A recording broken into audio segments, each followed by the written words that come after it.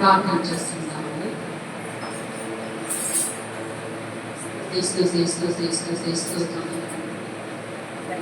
ప్రేమ గల తండ్రి, జీవమ గల దేవ, మీ ఘనమైన పాదములకు లెక్కలేని స్తోత్రములు తండ్రి. మాతో ఉన్న తండ్రి, మా మధ్యన ఉన్న దేవాన్ని ఎంతో స్తోత్రములు ప్రభా. ఇంతవరకు తండ్రి ఆనంద ప్రభు ఈ ప్రార్థన కొడుకు అంతట్లో మీరున్నారు, ఈ గృహ కొడుకులో మీరున్నారు ప్రభా. నిమిడించిన సాక్ష్యమే మీరు విని అన్నారు, నమ్ముచున్నాం తండ్రి. మా మధ్యకు మీరు వచ్చిన్నారు, నమ్ముచున్నాం. నిమిడ చెంత యావత్ ఈ రోజుతో తీర్చివేయండి తండ్రి. కృప చూపించండి. ఎన్నో రోజులుగా ప్రభా నా యేసయ్య నా గృహానికి వస్తానన్నారు, నేనే అశ్రద్ధ చేస్తూ ఉన్నాను, కుదరటం లేదు.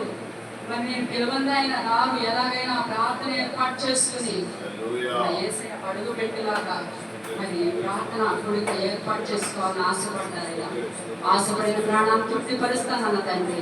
నీ బిడ్డ ఆశను తీర్చిన నా దేవా నీకు స్తోత్రములు తండ్రి. మా మధ్యకు వచ్చిన నా తండ్రి నీకు స్తోత్రములయ్యా. నీ బిడ్డ ఆశను తీర్చి ప్రభా నీ బిడ్డతో తండ్రి మీరు ఈ రాత్రి కాలంలో మాట్లాడండి, మీ కృప కృమరించండి, మా మధ్యన సంచారం చేయండి ప్రభా. ఇదిగోనైనా వాక్యంలోకి వెళ్ళించండి. కొద్ది సమయం ప్రభా మీ మాటలు బిడ్డకు వివరించా సహాయం చేయండి. వర్తమానంలో మీరు మీ ఆత్మశక్తి కనివ్వండి. తదుపరి ప్రభా మీ దాసు తండ్రి అయా వాక్యాన్ని మీ బిడ్డకు అందిస్తుంది. మీ దాసులు ప్రభా మీరు మరి పేదవాళ్ళ నుండి వారిలోని పరిశుద్ధాత్మగా మీ బిడ్డలకు కావాల్సిన వర్తమానం మీరు అందించి మీరేమి కృపను కృమరించమని మా మధ్యకు మీరు దిగి వచ్చినందుకే స్తోత్రములు చెల్లించుకుంటూ నా ప్రభుని సంస్తుతించి ప్రార్థించి అడిగి వేడుకొని శాంతండి. ఆమేన్. ఈరోజు మరి అమ్మ ఎన్నో రోజులుగా యేసు ప్రభు వారు కృపారావు అన్నయ్య గారిలాగా కళ్ళకు వచ్చి అమ్మా నేను మీ ఇంటికి వస్తాను అని అన్నారని నాకు చెప్పింది ఇదివరకు. అయితే యేసు ప్రభు వారిని అన్నట్టుగానే మళ్ళా దేవుడు చూడండి ఆవిడ రండి అని, రండి ప్రభు అని అంటే మరి దేవుడిని ఆహ్వానించినట్లేగా. ఆయన నేనే మీ ఇంటికి వస్తాను అనడం ఎంతో గొప్ప ధన్యత మనకి. మీ ఇంటికి నేను వస్తానమ్మా అని అన్నప్పుడు రండి ప్రభు అన్నారు. అయితే ఆ రోజు నుంచి కూడా మరి కుదరలేదు ప్రార్థన పెట్టుకోవడానికి. యేసు ప్రభు నా గృహంలోకి రావడం లేదేమో, మరి ప్రార్థన చేయి నా గురించి అని కూడా చెప్పింది. ఒకరోజు మరి నేను కృపారాన్ని ఇంటికి వచ్చానంటాను. కృపారాన్ని నేను ఇంటిలో ఆయన ప్రేమించే వారిగా ఉన్నప్పుడు దేవుడు కూడా మనం ప్రేమించే వారిగా ఉంటారు. హల్లెలూయా.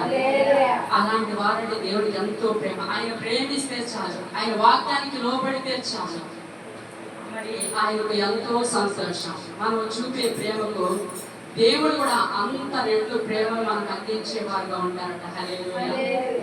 దేవుడు మనల్ని కోరుకునేది అదే.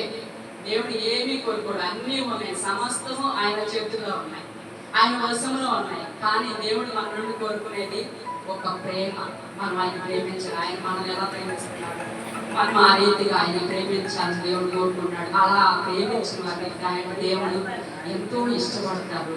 ఆయన కూడా మనపై ప్రేమ చూపి ఆయన కూడా మన మధ్యకు వస్తారు. ఆయన్ని జాగ్రత్తగా ఆయన్ని ప్రేమించిన వారిని దేవుడు ఎంతో ఇష్టపడతాడు. అందుకే సామెతల గ్రంథము 8:17-18 అంటాడు, నన్ను ప్రేమించే వారు నేను ప్రేమించున్నాను, నన్ను జాగ్రత్తగా వెతుకువారు నన్ను కనుగొందు అంటారు. ఎవరైతే జాగ్రత్తగా నన్ను మరి వెతుకుతారో వారు నన్ను కనుగొంటారు అంటాడు.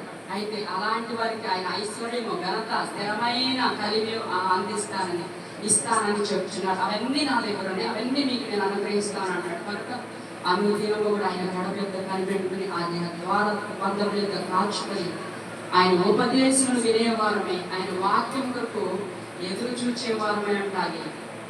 మరి దేవుడు అంటాడు, నన్ను ప్రేమిస్తున్నావా, నేను ప్రేమిస్తున్నాను అంటాడు. నన్ను జాగ్రత్తగా వెతుకుతున్నట్లయితే, నా కొరకు నువ్వు కాచుకొని ఎదురు చూచేవారిగా ఉన్నట్లయితే, నా ఉపదేశంలో నా మాటలు నువ్వు వినే వ్యక్తిగా, నా కొరకు నిలబడే వ్యక్తిగా ఉన్నట్లయితే నన్ను నీవు కనుగొంటావు, నా ప్రత్యక్షత నువ్వు చూస్తావు అన్నాడు. హల్లెలూయా.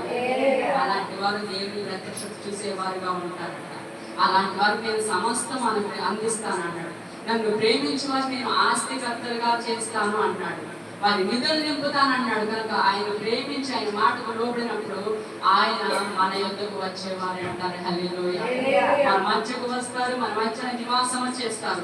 ప్రకటన గ్రంథము 3వ అధ్యాయం 20వ వచనంలో అంటాడు, ప్రకటన గ్రంథము 3:20 చూసినట్లయితే, ఇదిగో నేను తలుపు యొక్క నిల్చుండి తట్టుచున్నాను, ఎవడైనా నా స్వరం విని తలుపు తీసిన యెడల నేను అతని యొద్దకు వచ్చి అతనితో నేను నాతో కూడా అతను భోజనము చేయుదుము. హల్లెలూయా. మనము ఎవరైనా వచ్చారనుకోండి, బయట వాళ్ళే కానివ్వండి, ఇంట్లో రమ్మంటాం కదా, అలాగే యేసయ్య కూడా అంటున్నారు, నీ హృదయం అనే తలుపు యొద్ద నేను నిలిచి ఉన్నాను, మరి నీ హృదయం అనే తలుపు తెరచి నువ్వు నేను ఆహ్వానిస్తే, రండి, నీ హృదయంలో నీకు ఆహ్వానిస్తే, నన్ను నీ హృదయంలో నువ్వు నన్ను చేర్చుకుంటే నేను నీ యొద్దకు వస్తాను, నీ ఇంట నివాసము చేస్తాను, నేను నీతో కూడా ఉంటాను, నేను నీతో నీవు నాతో కలిసి భోజనం చేస్తామంటున్నాడు. హల్లెలూయా. కనుక దేవుడు మన యొద్దకు ఆ రీతిగా దేవుడు ప్రేమించేవారు అంటే దేవుడు మన యొద్దకు తప్పకుండా వస్తారు, మన మధ్యకు వస్తారు, మనతో నివాసం చేస్తారు. అసలు మనం పిలుస్తామా లేదా అని ఆయన చూస్తారు. అసలు నేను నీ ఇంటికి వస్తున్నాను అంటేనే మనం గొప్ప ధన్యులం అన్నమాట. హల్లెలూయా. ఏర్పాటు లేకుండా ఏది కూడా జరగదు. ఆయన ఎవరికి కూడా దూరంగా ఉండేవాడు కాదు. కనుక ఆయన సంతోషంగా మన గృహంలోకి, మన హృదయంలోకి ఆహ్వానించవలసిన వారమే అన్నామో. ఎప్పుడైతే మనం అనేది ఆహ్వానిస్తామో దేవుడు కూడా సంతోషంగా మన మధ్యకి వస్తారు, మన మధ్య నివాసం చేస్తారు. ఆయన కూడా ఎంతో సంతోషం. మనం ఎప్పుడైతే దేవుని ప్రేమించే వారు ఉంటామో, దేవుని ఆసక్తి కోరేడంట, అక్కడ నుండి ఈ భూమిపైకి మన మధ్యకి దిగి వస్తారు. మన మధ్య ఆయన నివాసం చేస్తారు. లూకాసు వార్త 19వ చూసినట్లయితే, ఇక్కడ జక్కయ్య గారని ఒక ఆయన ఉన్నాడు, పొట్టి జక్కయ్య ఒక ఆయన ఉన్నాడు. ఆయనంట మరి ఆయన గురించి చూస్తే ఇక్కడ యేసు ప్రభువారు యెరికో పట్టణంలోనికి వచ్చి ఆ మార్గం గుండా వెళుతున్నారట. ఆయనంట మీరందరినీ చూసి యేసు ప్రభువారు ఇటు వస్తున్నారట, ఆయన గురించి మీరందరూ ఇంతలో చెప్తున్నారేంటి, ఆయన గొప్ప కార్యాలు చేస్తున్నారట, అద్భుతాలు ఆశ్చర్యకార్యాలు జరిగిస్తున్నారట, మరి ఆయన ఎలాగైనా నేను చూడాలి అని అనుకున్నాడు. చూడాలనుకుని వెళ్తే అందరూ జనులు గుంపులుగా కూడి ఆయన వెంబడిస్తూ ఉన్నారు. వారిని చూడటానికి అవకాశం లేదు, ఈయన పొట్టివాడిగా ఉన్నాక చూడటానికి అవకాశం లేదట. అయితే ఆయనకు ఒక ఆలోచన వచ్చింది, ఏంటంటే యేసు ప్రభువారు ఈ మార్గం గుండానే వెళ్తారు కదా, ఈ మార్గంలో ఈ రోడ్డు ప్రక్కన ఒక మేడి చెట్టు ఉంటే ఆ మేడి చెట్టు ఎక్కి నేను కూర్చుంటే యేసు ప్రభువారు ఇటు వచ్చినప్పుడు నేను ఆ చెట్టు మీద నుండి ఆయన చూడవచ్చు కదా అని ఆలోచన వచ్చిందంట. ఆలోచన వచ్చి ఆయన ఆ చెట్టు ఎక్కి కూర్చున్నాడు. అటుగా దేవుడు వస్తారని ఎప్పుడైతే కూర్చున్నారో ఆయన అటుగా వచ్చారట. వచ్చి అటు వెళుతూ ఆ చెట్టు దగ్గర ఆగి పైకి చూసి, జక్కయ్య త్వరగా దిగుము, నేడు నేను ఎంట ఉండవలసి ఉన్నది అన్నారంట. హల్లెలూయా. యేసు ప్రభువారు అటు వెళ్ళిపోతున్నారు. ఆయన తెలియదా ఆయన ఆ చెట్టు ఎక్కాడని? ఆయనకి సమస్తము తెలిసి, సమస్తం ఎరిగిన దేవుడు. మనుషులు తెలియకపోవచ్చు కానీ మన హృదయ అంతరంగం ఎరిగిన దేవుడు. ఆయన మన ఆలోచన తెలుసు, అన్ని సమస్తము తెలుసు. కనుక ఆయన అక్కడికి వెళ్ళి నిలిచినట్ట. పైకి చూసి, జక్కయ్య త్వరగా దిగుము, నేడు నేను నీ ఇంట ఉండవలసి ఉన్నది అన్నాడు. ఆయన ఎంతో ఆశ్చర్యపోయాడు. ఏంటి దానికి పేరు పెట్టించాడు, నా పేరు కూడా తెలుసా అనుకున్నాడు. వెంటనే ఏం చేశాడు, ఆయన గబగబా చెట్టు దిగి గబగబా వచ్చి యేసు ప్రభువారిని సంతోషంగా ఆ ఇంటికి తీసుకెళ్ళి వచ్చుకున్నాడంట. హల్లెలూయా. మరి ఇక్కడ తెలుసుకోవాల్సింది ఏంటంటే, దేవుని నమ్మని వాడు అన్యాయస్తుడైన ఆయన, దేవుని ఎరుగని వ్యక్తి ఆయన దేవుడి పట్ల ఎంతో ఆసక్తి కలిగి ఉన్నాడు. దేవుడి గురించి అందరూ చెప్పుకుంటుంటే ఆయనకు ఆసక్తి కలిగింది. నేను కూడా ఆయన చూడాలి అని అనుకున్నాడు. ఆసక్తితో ఎలాగైనా ఆయన ఎలా ఉంటారో చూడాలని మేడి చెట్టు ఎక్కి కూర్చున్నాడు. అలాగే దేవుడు కూడా ఆ ఆసక్తిని బట్టి, ఆశను బట్టి దేవుడు మనం పిలిచేవారు అంటారు. హల్లెలూయా. అతనుకున్న ఆసక్తిని బట్టి దేవుడు ఆయన చూచాడు. ఆశను బట్టి చూచి అక్కడికి వెళ్ళి మరి దేవుని ఎరుగని వ్యక్తి, రక్షణ లేని వ్యక్తి, అతను మంచివాడు కూడా కాదు, అన్యాయస్తుడని వాక్యం తెలియజేస్తుంది. అయినప్పటికీ ఆయనలో ఉన్న ఆసక్తిని బట్టి దేవుడు ఏం చేశాడు, ఆయన నీ ఇంటికే వస్తా పదా అన్నాడు. హల్లెలూయా. ఆ రీతిగానే మరి అమ్మతో కూడా ఏమన్నాడు దేవుడు, నేను ఇంటికి వస్తాను, అలా నీ ఇంటికి వస్తాను, నీ ఇంట్లో ఉంటానని చాలా అరుదుగా దేవుడు మాట్లాడతాడు. కానీ అవకాశాన్ని పోగొట్టుకోకూడదు.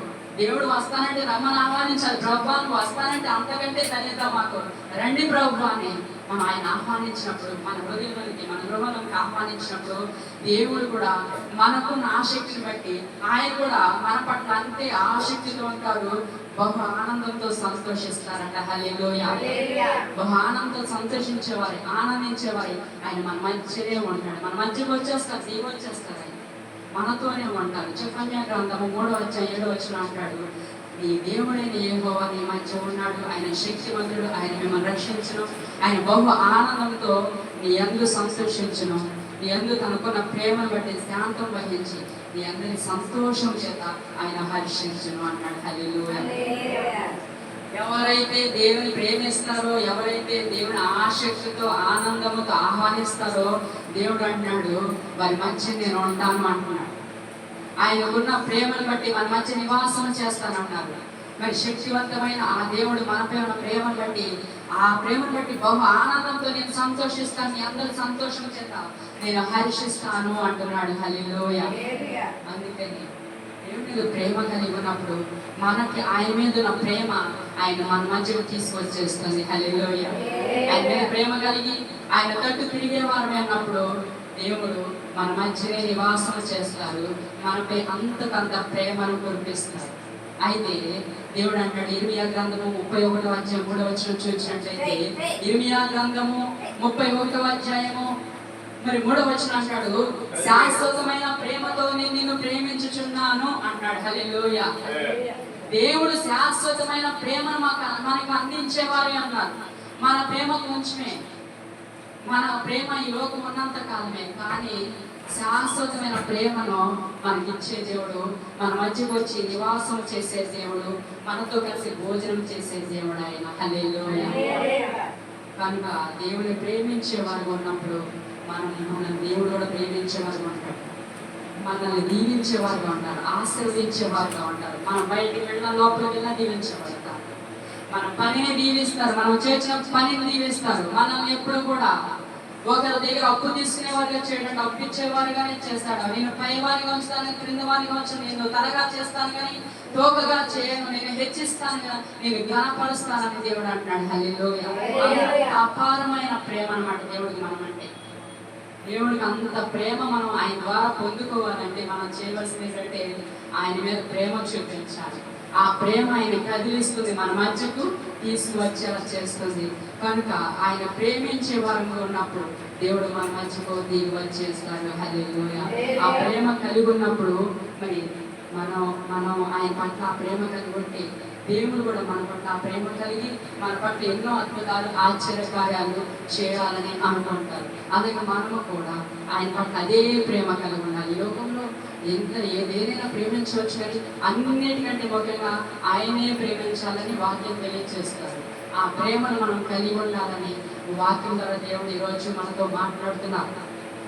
ఆ ప్రేమ మనలో ఉన్నప్పుడు ఏదైనా చేయగలుగుతుందట. ఆ ప్రేమ మనలో ఉన్నప్పుడు మనం అనుకుంటాము మన కుటుంబం పట్ల ప్రేమ ఉన్నప్పుడు నా కుటుంబాన్ని బాగా చూసుకోవాలి, నా భార్య బిడ్డలను బాగా చూసుకోవాలి, నా కుటుంబాన్ని నేను చక్కగా పోషించుకోవాలి, నా బిడ్డలను బాగా చూసుకోవాలి, మంచి భవిష్యత్తును వారికి ఇవ్వాలి అనుకుంటాను. అలాగే బిడ్డల విషయంలోకి వస్తే వారికి మంచి భవిష్యత్తు ఇవ్వాలి, చక్కగా చదివించాలి అనుకుంటాను. కుమారుడి విషయానికి వస్తే వాడికి మంచి ఉద్యోగాన్ని చూడాలి, ఆ బిడ్డ చక్కగా చదువుకుని మంచి ఉద్యోగస్తులు అవ్వాలనుకుంటాం. అదే కుమార్తె అనుకోండి, ఆ బిడ్డకు మంచి చదువు అయిపోయాక మంచి సంబంధం చూసి వివాహం చేయాలి అనుకుంటాం. అయితే ఆ కుమారుడు చదువుకున్నాక ఉద్యోగం వస్తుంది అనుకోండి, మనం అంతంత మాత్రం వారమే, మన దగ్గర ఏమీ లేదు, కానీ ఆ బిడ్డకు ఆ ఉద్యోగం రావాలంటే చాలా ఖర్చు అవుతుంది. అయినా ఆలోచిస్తామా? ఆ బిడ్డ మీద మనకు నిజమైన ప్రేమ ఉంటే అప్పో సప్పో చేసి ఆ బిడ్డ నిజంగా ఆ ఉద్యోగం మనం తెచ్చుకోవాలి అనుకుంటామా లేదా? అలాగే ఆడపిల్ల అయితే మంచి సంబంధం వచ్చింది, వారు బాగా ఉన్నవారంట, ఆ బిడ్డ మంచి ఉద్యోగం వస్తుందంట, చక్కగా చూసుకుంటారు, ఈ బిడ్డకి ఏ లోటు రానివ్వరు అని ఎవరైనా చెప్పారనుకోండి, అప్పుడు మనకు ఆశ కలుగుతుందా లేదా? మన బిడ్డపై ఉన్న మన ప్రేమను బట్టి మనం ఏం చేస్తామంటే ఎలాగైనా అప్పన్నా సొప్పని చేసి ఏదో రకంగా నా బిడ్డకి మరి ఆ వివాహం జరిపించాలి, ఆ వివాహం చేస్తే నా బిడ్డ అక్కడ సుఖపడుతుంది ఆ ఇంట్లో అనుకుంటాం. అది ఇదంతా కూడా మన దగ్గర స్తోమత లేకపోయినా ఏమీ లేకపోయినా ఎందుకు అనుకుంటాము అంటే మన బిడ్డలపై మనకున్న ప్రేమ, మన భార్య భర్తపై ఉన్న ప్రేమ, కుటుంబంపై ప్రేమ, ఆ ప్రేమ ఎంతవరకైనా నడిపిస్తుంది. హల్లెలూయా. అలాంటి ప్రేమ మన యేసే మన పట్ల కలిగి ఉన్నారు. అలాంటి ప్రేమ కలిగి ఉండి దేవుడు ఆయన పరలోకం నుండి మన మంచిగా తీసుకొచ్చాడు. అయితే నేను చెప్పేది ఏంటంటే, మన బిడ్డలను మనం ప్రేమించవచ్చు, కుటుంబాన్ని ప్రేమించవచ్చు ఈ లోకం ఉన్నంత కాలమే. కానీ దేవుడు మనకిచ్చిన బిడ్డలు మనం ప్రేమించవచ్చు, కానీ వారిని మరి మనకంటే ఎక్కువగా ప్రేమించే దేవుడు మన దేవుడు. మన బిడ్డల కొరకు మనం ఏ మాత్రమే చేస్తాం, కానీ మన దేవుడు మన కొరకు ప్రాణమే పెట్టాడు. అలాంటి ప్రాణం పెట్టిన దేవుడిని మనం సంతోషపరిచేవారు ఉండాలి. ఆయన అంతకంత ప్రేమించేవారు అయినప్పుడు దేవుడు సమస్త కార్యాలు మన పట్ల జరిగిస్తారు, అంతకంత ప్రేమ మన పట్ల కురిపిస్తారు. హల్లెలూయా. అలాంటి శాశ్వతమైన ప్రేమను పొందుకునే వారంగా ఉందాము. దేవుడి మాటలు దీవించిన గాక. ఆమేన్. ఈ సమయం దైవజనులు చేద్దాము. మీ మధ్యలో నిలబడటానికి అవకాశం ఇచ్చిన మరి కుటుంబ పిల్లలకి, మరి అమ్మకి నాన్నకి ప్రత్యేకమైన వందనాలు. మరి అమ్మాయి చెప్తుంది కావాలని పెంచుతున్నారు, చాలా అద్భుతంగా మాట్లాడుతున్నారు. మరి చాలా చక్కగా అంశాలు తీసుకుని చాలా చక్కగా మాట్లాడుతున్నారు. మరి దేవుడు వారిని ఎలా వాడుతున్నారు. మరి దేవుడు ఒక వ్యక్తిని పిలిచినప్పుడు ఆ వ్యక్తిని ఓరికనే విడిచిపెట్టాడు. ఒక వ్యక్తి దేవుడు వైపు చూసినప్పుడు దేవుడు ఆ వ్యక్తిని ఓరికనే విడిచిపెట్టాడు. ఆ వ్యక్తి పట్ల కలిగిన ప్రణాళికను నెరవేర్చుకుంటాడు. అట్లే అమ్మాయి కాల్సింది దేవుడు పిలిచాడు ఆయన పని కొరకు, ఆయన పరిచర్య కొరకు. నేను ఒక్కొక్క మరి రిఫరెన్స్ చేస్తుంటే మరి నా హృదయం చాలా సంతోషించింది, చాలా ఆనందించాను. హృదయం తరంగంలో చాలా ఆ యొక్క సందర్భానికి సరిపడినటువంటి చక్కటి మరి రెఫరెన్స్ తీశారు. ప్రభు ఆత్మవారిని బలపరచు వాడుకోవడం. మరి అట్లాగే ఈ విధంగా కూడటానికి ప్రాముఖ్యమైనటువంటి కారణాన్ని నేను ఎందుకో పెట్టుకోలేదు, కానీ ప్రభు నాతో మాట్లాడారు. నేను మీ దగ్గరకు వస్తానని ప్రభు చెప్పారు. మరి కనుక నేను ఈ విధంగా ప్రభు సన్నిధిని ఆశ్రయించానని అమ్మ మంచి సాక్ష్యం చెప్పారు. ప్రభు మాట్లాడతారు, ప్రభు దర్శిస్తారు. ప్రభు మనతో మాట్లాడారంటే ఊరికనే ఏ మాట చెప్పాలి, ఆయన వెనకాల ఎంతో కారణం ఉంటుంది. కారణం లేకుండా ప్రభు ఎప్పుడు కూడా మాట్లాడు. చాలా సంతోషం. చిన్న ప్రార్థన చేస్తాను. యేసయ్యా, ఎంతవరకు నేను అవసరాన్ని పెట్టారు. చాలా చక్కటి విషయాలు ఈ సంవత్సరాల నుంచి నీకు మీరు మాట్లాడారు. అందరూ బట్టి స్తోత్రాలు. మరి తల్లితో మాట్లాడారు. నేను మీ దగ్గరకు వస్తాను మాట చెప్పారు. కొద్ది ఆలస్యమైంది. మరి ఆలస్యం కారణం కూడా నీకు ఎక్కడై ఉంటుంది. ఎందుకంటే ఉన్న పరిస్థితి అన్నీ నీకు తెలుసు. మరి బిడ్డల విషయంలో కొద్ది జాప్యం జరిగిన అలా వచ్చారు ఆయన. తల్లి కలవకపోయారు. ప్రభు వస్తా అన్నారు. నేను మౌనంగా ఉండకూడదు కనుక వెంటనే దేవుడిని సన్నిధిని ఆశ్రయించాను. ఈ లేఖనంలో సెలవిస్తుంది కదా, ఎక్కడ ఇద్దరు ముగ్గురు కూడి ఉంటారు వారి మధ్య ఉంటారని వెంటనే కూడి జరిగించుకుని మనసు ప్రతి వందనాలు కూడి ద్వారా గొప్ప దీవెన ఆశీర్వాదం మీ బిడ్డలు పొందుకుందుగా. నిలబడ్డారు. శ్రేష్టమైన ఈ మాటలు మీరు బోధించండి, బలపరచండి. మాట్లాడుతూ వినే చెవి గ్రహించబడి ఉండాలి. యేసయ్య నామమున అడుగుచున్నాను తండ్రి.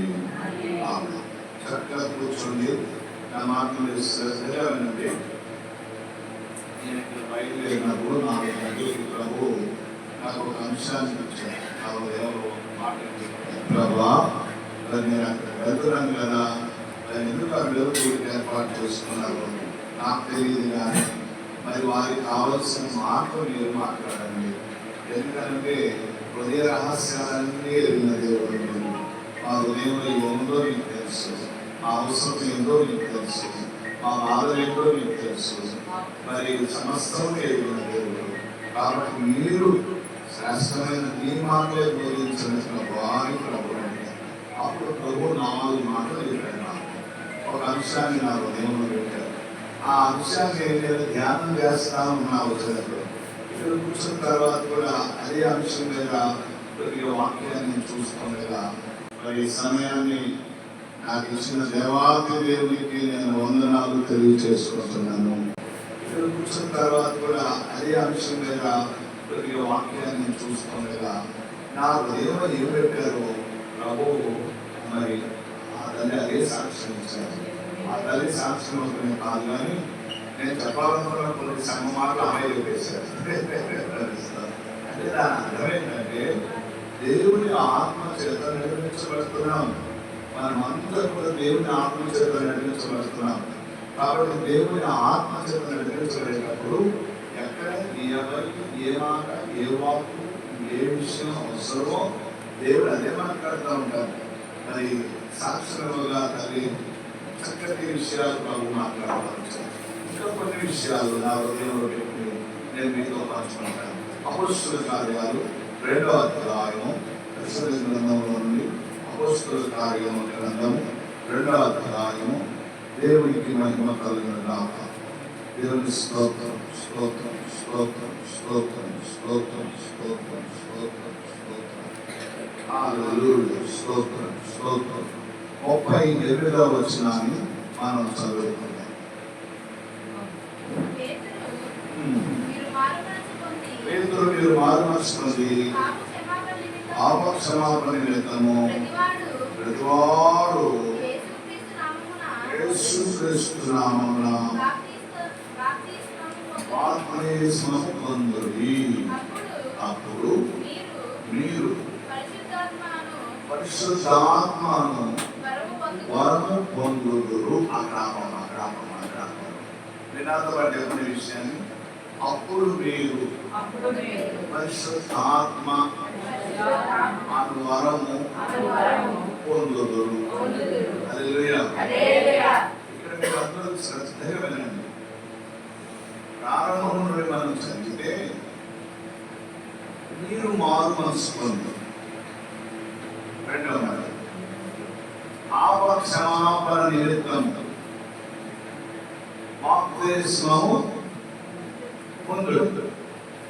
తర్వాత అప్పుడు పరిశుద్ధాత్మ దేవుడు మీ మీదకి వస్తారు, మీ దగ్గరికి వస్తారు. ఇప్పుడు అమ్మతో దేవుడు ఏం మాట్లాడంటే నేను మీ దగ్గరికి వస్తానన్నాడు. ఆయన ఎట్లా వస్తారు నా దగ్గరికి? దైవజనులు కనపడతారు. దైవజనులు అంటే దేవుడే. దేవుడు ఒక్కొక్క రూపంలో కనిపిస్తూ ఉంటాడు. ఒకసారి ఒక కథ చేయగలండి, మీరు మా ఇంట్లో కూర్చున్నారండి అని అన్నారు. ఇదేంటయ్య గారు మీరు ఎందుకు వచ్చారంటే, నేను రావడం కాదమ్మా, దైవజనుడు వచ్చాడు అంటే దాని అర్థం ఏంటంటే దేవుడు నీ ఇంట్లోకి వచ్చాడు, నీ గృహంలోకి వచ్చాడు. అట్లాగే దైవజన రూపంలో అమ్మా నేను మీ దగ్గరికి వస్తాను అని అన్నాడంటే దేవుడే వస్తున్నాడు, దేవుడే రావాలని ఆశిస్తున్నాడు, దేవుడే మన ఇంట్లోకి రావాలని ఆశిస్తున్నాడు, దేవుడే మన హృదయంలోకి రావాలని ఆశిస్తున్నాడు, దేవుడే మన యొక్క గృహంలోకి రావాలని ఆశిస్తున్నాడు. వినండి, ఇప్పుడు చక్కటి సందర్భాన్ని జ్ఞాపకం చేశాను. మన కాన్సెప్ట్ ఏమన్నారంటే ఆవిడ యేసుప్రభు రోజు 2 గంటలు వెళ్తుంటే చక్కగా అనేవాడు యేసుప్రభుని చూడాలని ఆశపడ్డాడు, కానీ చూడలేకపోయాడు. కారణం ఏంటంటే శరీరానుసారంగా వాడు కొట్టివాడు కనుక ప్రభుని చూడలేక చెప్పి కూర్చున్నాడు. సర్వము ఎదిగిన దేవుడు, సర్వాంతర్యామైన దేవుడు, సర్వం చూస్తున్న దేవుడు వెళ్తూ వెళ్తూ వెళ్తూ వెళ్తూ చెప్పుకెందుకే వెళ్ళారు.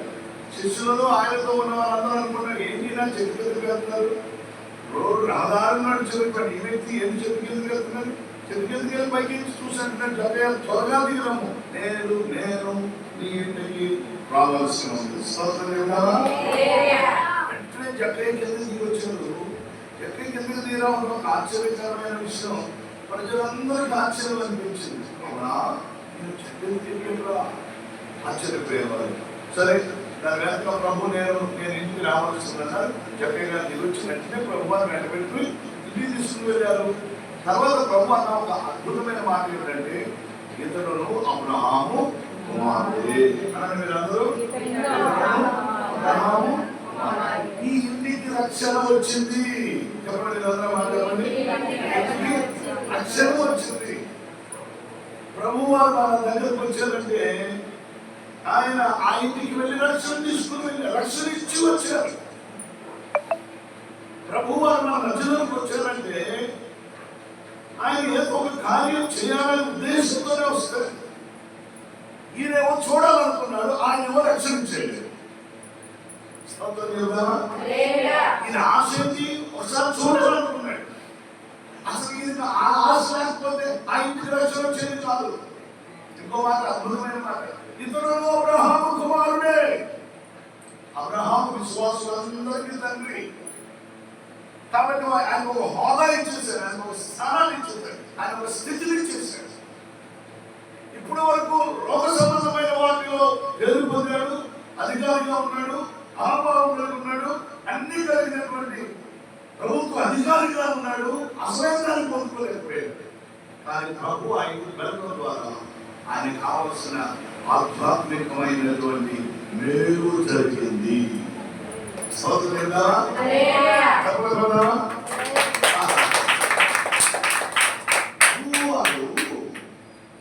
ఆయన రాజ్యము ఎవరో సంబంధమైనది కాదు, ఆయన రాజ్యము పర సంబంధమైంది. మనుషులమైన మనం ఎవరో సంబంధమైన దాంతో తృప్తిపరచడం కాదు, కానీ పరలోక సంబంధమైన దీవెనతో ఆశీర్వాదాలతో మనం నింపబడదు. ఎందుకండి ఆ పరలోక సంబంధమైన విషయాలు నాకు ఎందుకు అంత అవసరమా, నా భూలోకం అంటున్నారు కదా అనేటువంటి మనసు ఆలోచన ఉంటుంది, కలలు వస్తుంది. అయితే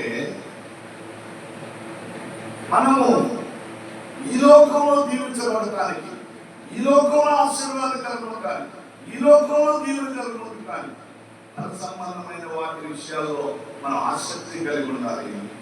ఆ పర సంబంధమైన విషయాల్లో మనము దేవుడి యొక్క చిత్తాన్ని నెరవేర్చేవారు ఉండాలి. ప్రభు చిత్తాన్ని నెరవేర్చడం ప్రారంభించిన తర్వాత ప్రభు సమస్తాన్ని మనకి ఈ లోకంలో సమృద్ధిగా అనుగ్రహించేవారు. అందుకే ప్రభు అన్నాడు, ముందు నా నీతి నా రాజ్యాన్ని చెప్తావా, ముందు నా నీతి నా రాజ్యాన్ని వెతకండి. దేవుని నీతి దేవుని రాజ్యాన్ని ఎవరు వెతుకుతారో ఇంకో మాట జ్ఞాపకం చేయాలి. మొదటి పత్రికలో, యోహాను రాసిన పత్రికలో 3వ పత్రికలో మాట్లాడాడు, ప్రియుడా ఆత్మలో వర్ధిల్లుచున్న ప్రకారం నువ్వన్ని విషయాలు వర్ధిల్లాలి. స్తోత్రం చెప్పలేదు. మననాలకు ముందేసి ఏనాలు కూడిపోయిందంట, సామెత ఉన్ననాలు కూడిపోయిందంట. మనం అసలు ఉన్ననాలుగుని కాపాడుకునేటటువంటి ప్రయత్నం చేయట్లే మానవుడు.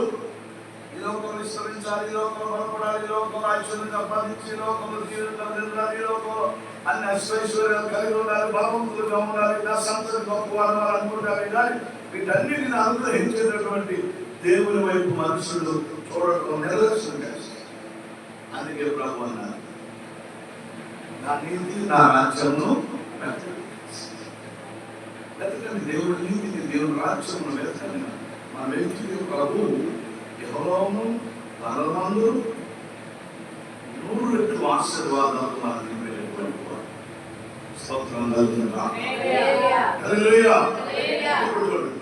మన మధ్యలోకి వస్తానన్నాడు. నేను మీ దగ్గరికి వస్తానమ్మా చెప్తాను. ఆ ఇంటికి వెళ్ళిన వారు అది రక్షించవచ్చు. రక్షణ అంటే ఏంటి? అపాయం తప్పించాలి. నేను ఇక్కడికి వచ్చినప్పుడు మాస్టర్ గారు ఒకసారి ఇంట్లో వచ్చాను, డాడీని ఒకసారి రామని అన్నారు. నేను అక్కడికి వెళ్ళినప్పుడు మాస్టర్ గారు కూర్చున్నాడు. మనసు కాలు గాయమైంది, చాలా చూడగానే అయ్యో అనిపించింది. ఏం మాస్టర్ గారు ఎట్లాగండి, నేను తెలుస్తూ ఉండే కాలు మడతపడింది.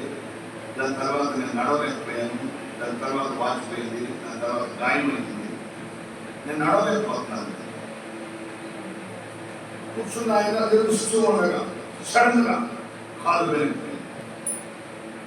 పడిపోయేవాడు, చేయాలి పడకుండా దెబ్బతలింది, దాని కాలు అయింది, వెళ్ళిపోయింది. దానివల్ల నాకు కాస్త గాయమైంది. ఇప్పుడే పడుతుంది.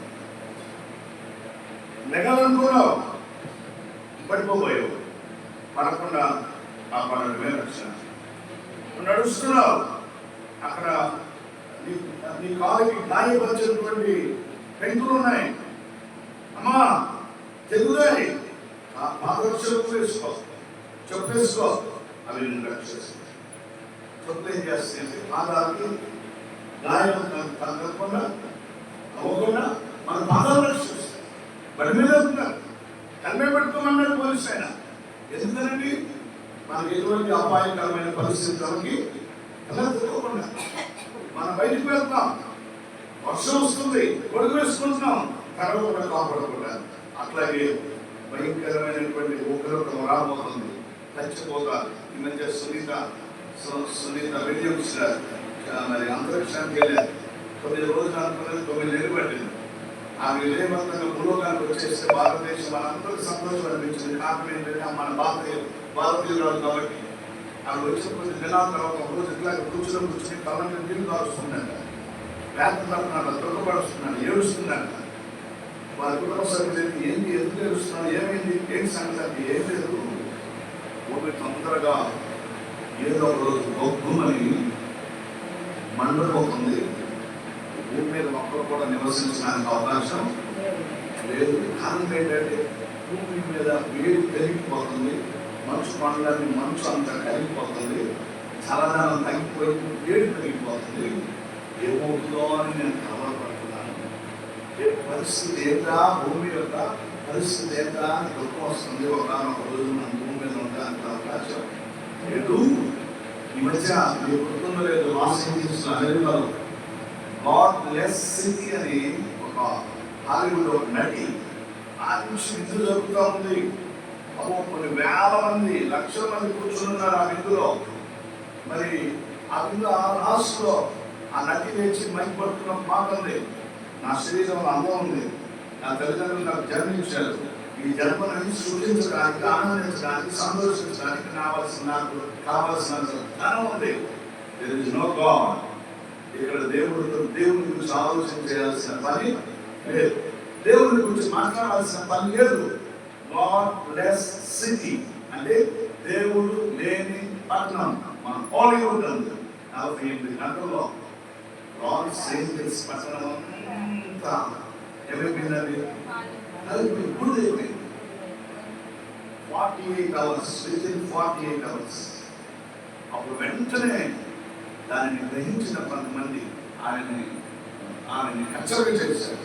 మళ్ళీ ఆమె ఎంటుస్తుంది, ఐఆమ్ సో సారీ, దయచేసి దేవుడు నన్ను క్షమించలేదు.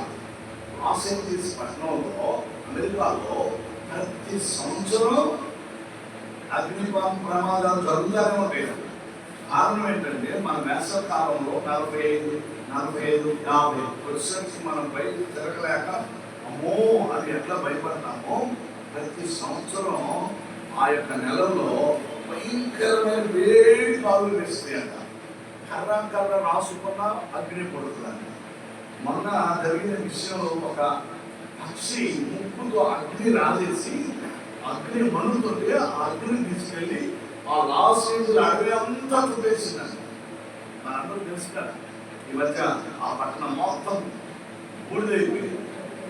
క్షణాల్లో, నిమిషాల్లోనే, కొన్ని గంటల్లోనే. దేవుడి స్తోత్రం. మనందరూ గమనించాల్సిన విషయం ఏంటంటే దేవుడు లేకపోతే ఏది.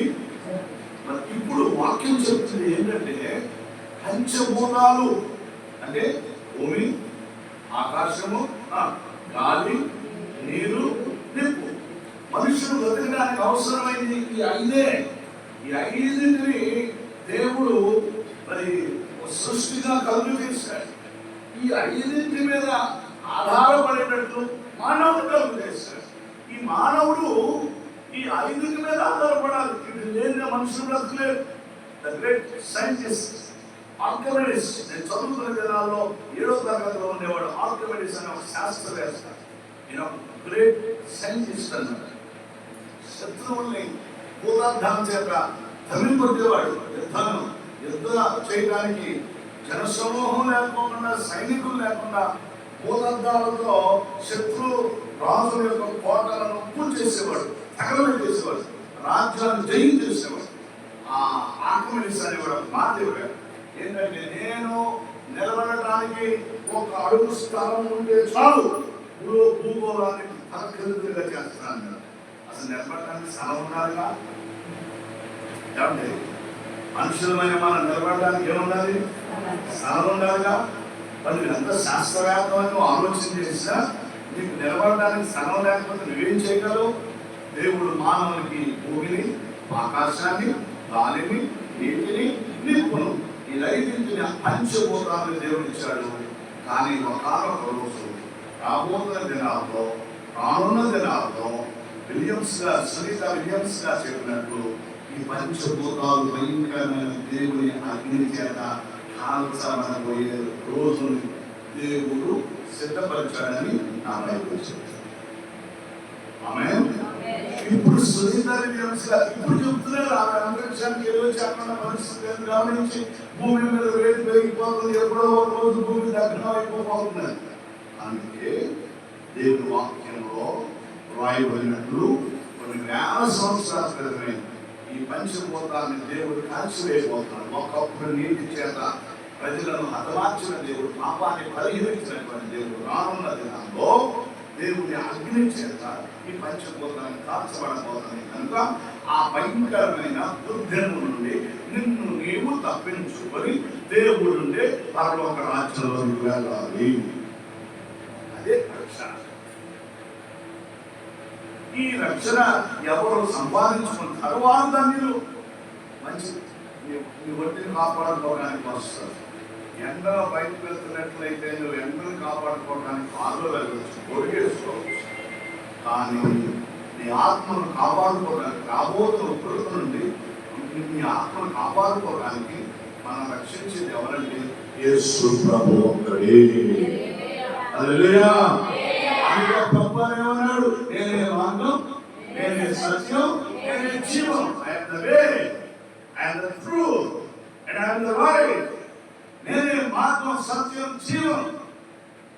ఎక్కడికి వెళ్ళడానికి మార్గం? మోక్షం వెళ్ళాలండి.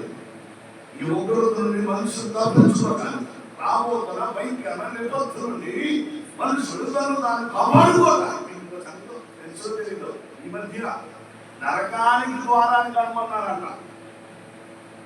చూసారో తెలియదు, మీ వీడియో విన్నారో లేదు. ఇప్పుడు అంటున్నారు నరకానికి ద్వారం మేము కనుగొన్నాం. నరకం ఉందని చెప్పేసి ఇప్పుడు చెప్తున్నారు. 1885వ సంవత్సరంలో రష్యా ప్రజలు భూమి లోపల ఒక రంధ్రం చేస్తూ ఎంతవరకు వెళ్తుంది ఏముంటుంది చూద్దామని ఆ ప్రయోగాలు చేస్తూ ఉండగా కొద్ది 100 కిలోమీటర్ల లోపలికి వెళ్ళిన తర్వాత 1500 డిగ్రీలు వేడి ఆవిరి పైకి వచ్చింది. ఏం బాగుందని లోపల ఒక రికార్డు పంపిస్తే మనుషులు కేకలు వినబడుతున్నాయంట. స్తోత్రం కలుగును గాక. ఆ ప్రయోగం చేస్తున్న వాడు దేవుడు లేడురా అని చాటించేవాడు, నాస్తికుడు. అది చూసి there is something inside the earth అన్నాడు. అది నరకమే అన్నాడు. తెలిసినట్లనే నరకం నుండి తప్పించబడాలి, దేవుని ఉగ్రత నుండి తప్పించబడాలి. అదే రక్షణ. కనుక ఆ రక్షణ మనం పొందుకోవడానికి నమ్మి బాప్తిసం పొందాలి. స్తోత్రం చెప్తామా? హల్లెలూయా. మనందరూ బాప్తిసం పొందినట్లే రక్షణ గురించి ప్రత్యేకంగా చెప్పాల్సిన అవసరం లేదు. దాని ఒక్క మాట మాత్రం మీరు గమనించాలి. దేవుడు మన మధ్యలోకి రావాలి. అది చెప్పండి. దేవుడు అన్నాడు నేను మీ మధ్యలోకి వస్తాను. ఆ తల్లితో దేవుడు అదే చెప్పాడు. ఎందుకు చెప్పాడు ఆయన? ఆయన మాట ఆ తల్లితో మాట్లాడడానికి కారణం ఏంటి? చూడండి, నేను ఒక 4 విషయాలు చెప్తాను. ప్రభు వారు ఎందుకు మాట్లాడేదా, ఆమెతో మాట్లాడడానికి కారణం ఏంటి? చదివాను అపోస్తలుల కార్యం 2వ అధ్యాయం 38వ వచనంలో ఏమన్నాడంటే ఈ వాగ్దానం 38వ వచనంలో అప్పుడు మీరు పరిశుద్ధాత్మ వరము పొందుదురు. ఏంటంట? అందరూ చెప్పండి. పరిశుద్ధాత్మని వరం పొందుదురు.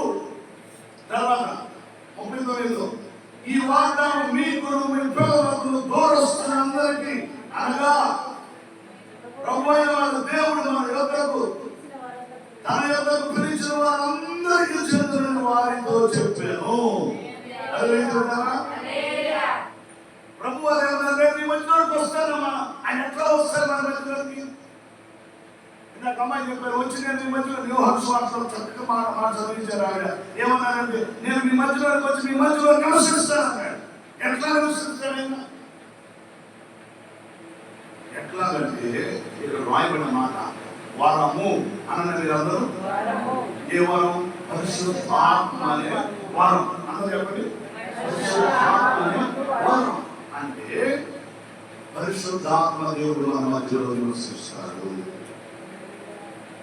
ఆయన పరిశుద్ధాత్మ దేవుని రూపంలో మన హృదయాల్లో నివసిస్తాడు. ఆత్మ రూపంలో మన మధ్యలో ఉంటాడు. ఆత్మ రూపంలో మనను నడిపిస్తాడు. చూడండి, ఆయన ఎందుకు మన మధ్యలోకి వస్తాడు? ఆయన వచ్చి మనం చేసే మేలేంటి? దేవునికి స్తోత్రం కలుగును గాక. హల్లెలూయా. ఆ వచనం చదవమా. దేవునికి మహిమ.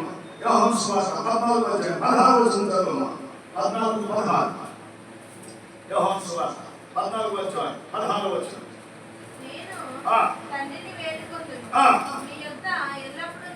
మీ యొద్ద ఎల్లప్పుడూ ఉండుటకు ఆయన వేరొక ఆదరణకర్తను అనగా సత్య స్వరూపియగు ఆత్మను మీకు అనుగ్రహించును. స్తోత్రం చెప్పండి. ఆయన మన మధ్య ఎట్లా ఉంటాడు అని అంటే ఆత్మరూపంలో, పరిశుద్ధాత్మ రూపంలో ఆయన మన మధ్యలో నివసించాలని ఆశిస్తున్నాడు. ఆయన మన మధ్యలో నివసించి ఆయన చేసేదేంటి? ఒకటి, మనను నిత్య సత్యములోనికి నడిపిస్తాడు. అదే దేనిలో నడిపిస్తాడు మనల్ని? ఆయన సర్వ సత్యములోనికి మనం ఇంకా నడవాలి. ఈ భక్తితో సరిపోదు, ఈ ప్రార్థన సరిపోదు, ఈ విశ్వాసం సరిపోదు. నేను మీ మధ్యలోకి వస్తానమ్మా అని దేవుడు చెప్పాడు. దాని వెనకాల ఉన్న మాట ఏమిటంటే, నేను మిమ్మల్ని ఇంకా నా కొరకు, నా మహిమ కొరకు మిమ్మల్ని బలపరుచుకొని మిమ్మల్ని నడిపించబోతున్నాను. దేవుని యొక్క ఆలోచనది, దేవుని యొక్క ఆశది. నేను పరలోకానికి వెళ్తున్నాను, మంచిది. నేను వెళ్ళి మీ కొరకు ఆదరణకర్తను పంపిస్తాను. ఆయన మిమ్మల్ని ఏం చేస్తాడంటే నిత్య సత్యములోనికి నడిపిస్తాడు. క్రైస్తవ జీవితం అంటే ఏదో ఒక చిన్న పాట పాడి ప్రార్థన చేస్తున్న మౌనంగా ఉండే జీవితం కాదు. మేలు కలగడానికి సాధన వచ్చినప్పుడు, బాధ వచ్చినప్పుడు, ఇరుగు వచ్చినప్పుడు, ఇబ్బంది వచ్చినప్పుడు నాకు మేలు చేయాలని ప్రార్థన చేసి మౌనంగా ఉండటానికి కాదు. దాంతో తృప్తి పడటం క్రైస్తవ జీవితం కాదు. ప్రభు నమ్ముకోవడం ఒక ఎత్తు అయితే, రక్షించబడ్డ బాప్తిస్మం మరొక ఎత్తు అయితే, మూడవ అతి ప్రాముఖ్యమైన విషయం ఏంటంటే పరిశుద్ధాత్మతో నింపబడాలి. అని మీరు చెప్తారా? దేవుని ఆత్మతో నువ్వు నింపబడాలి, పరిశుద్ధాత్మతో నువ్వు నింపబడాలి. పరిశుద్ధాత్మ దేవుడిని ఏం చేస్తాడు? మనం ఏం చేస్తాడు? మన నిత్య సత్యములోనికి నడిపిస్తాడు. నిత్య సత్యం అంటే నిత్యము, ఎల్లప్పుడూ. సత్యం అంటే ఆయన వాక్యములోనికి, వాక్య నెరవేర్పులోనికి, దేవుని చిత్తంలోనికి, సంపూర్ణమైన దేవుని యొక్క ప్రణాళికలోనికి, దేవుని యొక్క శక్తిలోనికి, దేవుని యొక్క బలంలోనికి, దేవుని యొక్క అభిషేకంలోనికి ఆయన నడిపించేవాడు.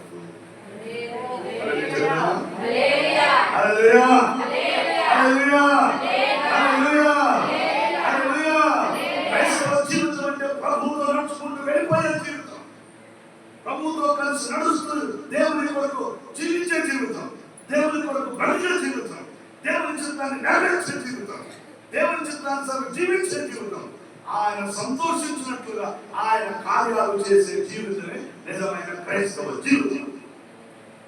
ఒక మేలుతో తృప్తిపడి కూర్చోటం కాదు, మౌనంగా ఉండటం కాదు, మౌనంగా కూర్చోటం కాదు. నువ్వు ప్రభువుతో నడుచుగా నడవాలి, నడవాలి, నడవాలి, నడవాలి, నడవాలి. ఆమెకు నడిచాడు, నడిచాడు, నడిచాడు.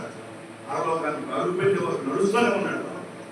అది చెప్తా, దేవుడు ఇంతవరకు తన కార్యాలు చేస్తూ, తన ఆత్మచేత బలపరుస్తూ, బలహీనతను విడిపిస్తూ, ఆరోగ్యం ఇస్తూ, ఆయుష్ ఇస్తూ నడిపిస్తున్నాడు దేవుడు.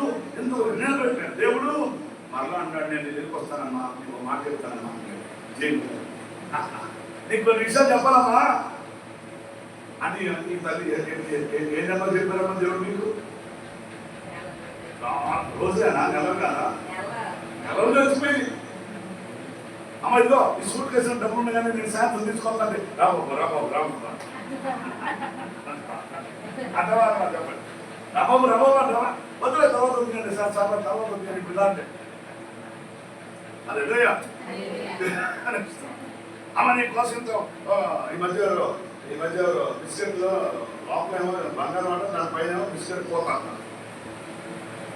దేవుడు ఇస్తూ చూస్తేనేమో చాక్లెట్ లాగా ఉంది, కానీ లోపలేముంది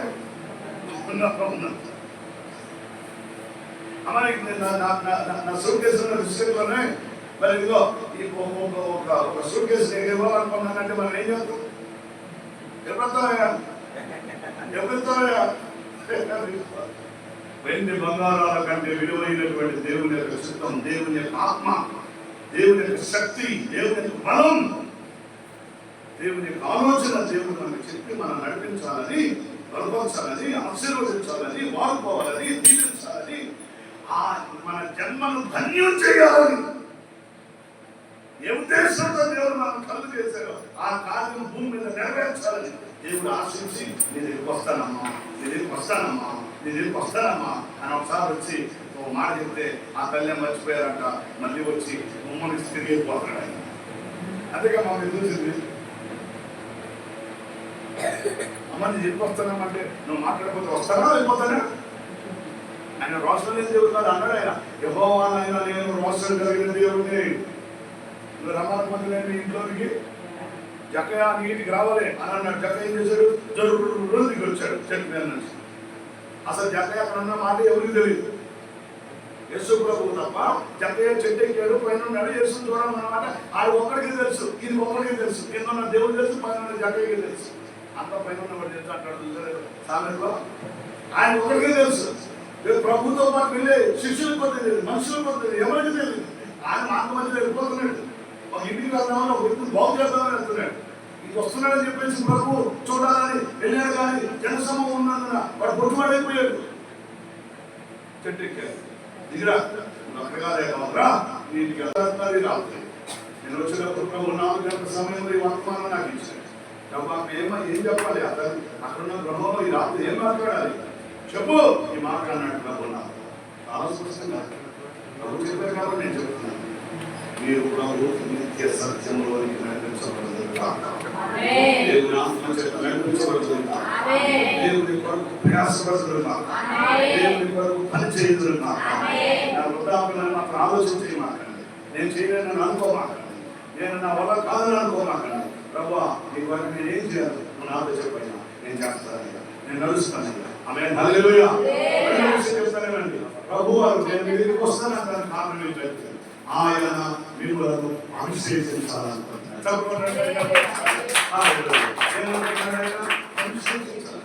అభిషేకం ఎందుకు? నువ్వు ఏమైతే చేయలేవో అభిషేకం దాన్ని చేయడానికి సహాయం చేస్తాను.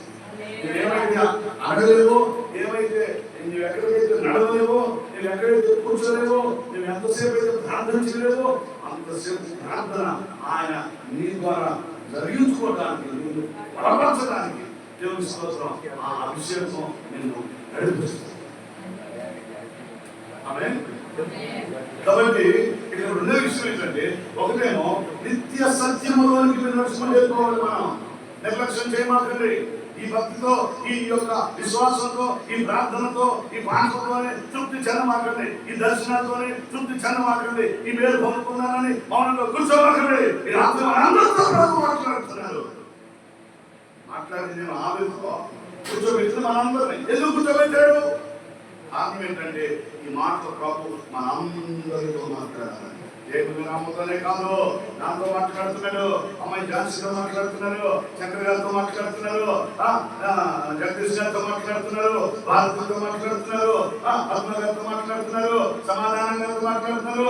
మీ ఇద్దరు పేరు నాకు తెలియదు కానీ మీ ఇద్దరితో మాట్లాడుతున్నారు, మణి గారితో మాట్లాడుతున్నారు, అతనితో మాట్లాడుతున్నారు, మనందరితో ప్రభు మాట్లాడుతున్నారు. వాళ్ళందరూ పెద్దలు మాట్లాడుతున్నారు అనుకుంటారేమో, మీ అందరితో వేసే మాట్లాడుతున్నారు. అతను నీ పేరేం చెప్పు అమ్మ కిరణ్.